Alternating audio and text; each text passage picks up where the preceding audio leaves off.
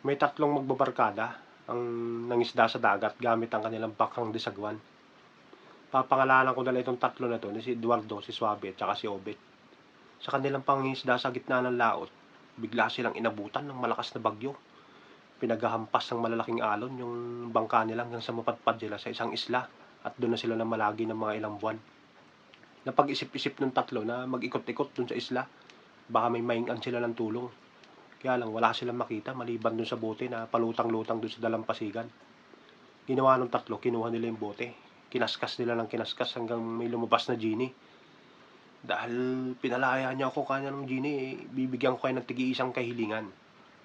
Mauna ka na kanya, anong pangalan mo? Ako po si Eduardo, ang kahilingan ko po ay makauwi na sa aming pamilya kanya at nang makasama ko na po sila. Matutupad, sabi ng genie. Biglang nawala si Eduardo ngayon. Ikaw, anong pangalan mo?